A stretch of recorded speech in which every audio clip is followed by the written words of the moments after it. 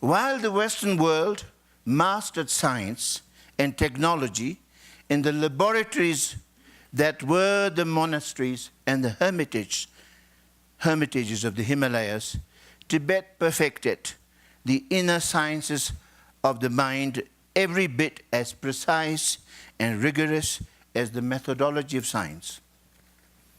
Although, all through the long period, over 1,000 years, while Europe passed through the Middle Ages, the Renaissance, the Enlightenment, and the Industrial Revolution, in Tibet, in almost complete isolation from the rest of the world, the whole thrust of the society, night and day, was directed towards cultivating the teaching and the practice of Buddhism.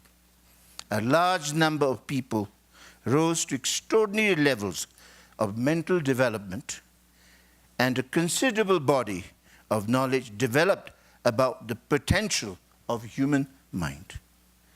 I often find it fascinating to think how when Masons were raising the great medieval cathedrals of Europe, the Crusades were gathering momentum, and in Oxford and Bologna, the first university were being founded, the Tibet's famous poet and Saint Milarepa was singing the spellbinding songs of spiritual mastery that were to make him the inspiration of millions. When Isaac Newton was shaping the ideas that would form the basis of the centuries of science, and when Louis XIV was on the throne of France, and when Vivaldi was beginning to compose, in Tibet, the fifth Dalai Lama was carefully constructing a whole society focused entirely on spiritual practice and Buddhist values.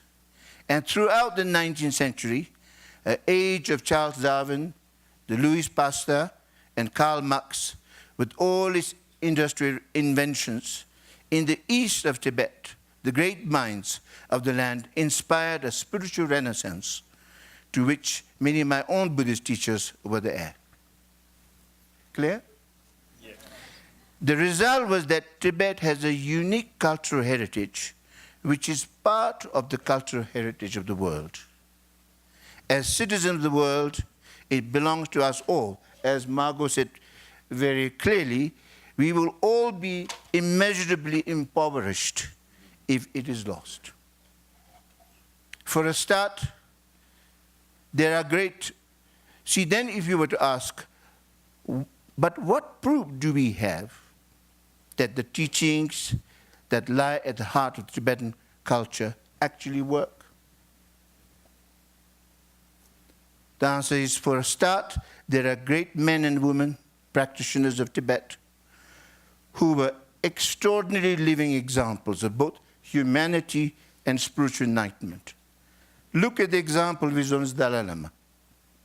To think of him and of what he has done for humanity is to find gathered and displayed in one person the greatness of the gift that Tibet is giving to the world. The teaching of Buddhist tradition of Tibet can be essentialized very simply into peace, compassion, and wisdom. These teachings contain extraordinary understanding of mind and complete methodology, in fact, of working with and mastering our mind and emotions. So I just began with that. So let's then get talking. That's wonderful. Thank you.